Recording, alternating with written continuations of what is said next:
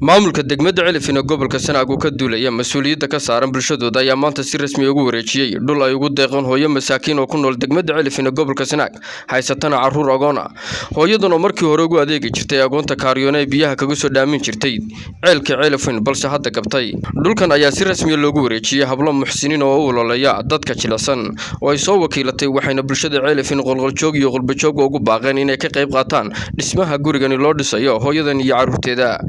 ugu horreyn waxaa halkaasi ka hadlay qaar ka mid ah xildhibaanada golaha deegaanka degmada Celifin wareejiyeen dhulkan iyagoo bulshada ka codsaday inay ka qayb qaataan tabarucaadkan. halkan isugu nimi inaanu nusbaloodkii ugu horreeyay dan guud aanu qabanno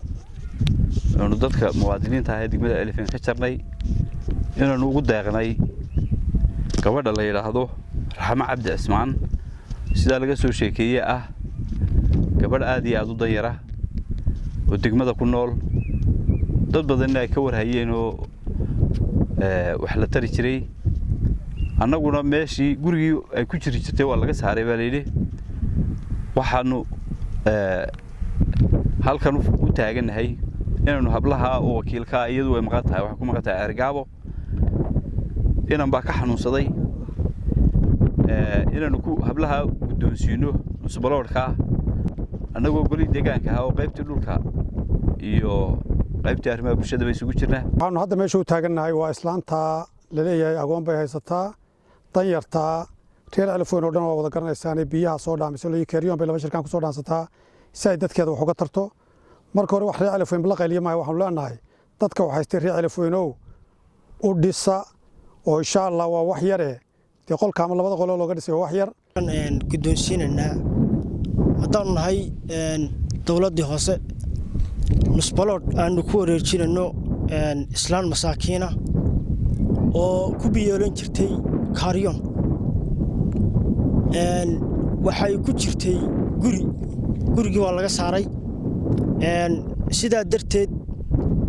waxaanu garannay inaan maanta ku wareejino nusbaloodkan. maanta halkan waxaan ku qabaynaa shil jirayd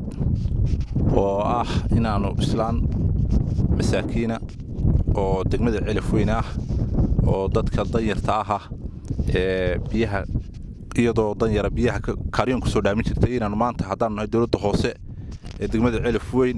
aanu ku wareejinayno nusbaloodka dhulka ah.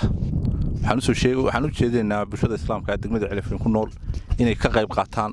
siday ula dhisi lahaayeen hablaha u kacay hawsheeda ku jira. sidoo kale waxaa si rasmi ah dhulkan ula wareegay hablo muxsiniin oo ay soo wakiilatay hooyadan tabaalaysan. codsiga aan u geynay iyo halkii ugu horeysay heleen oo ay maaragtay islaanta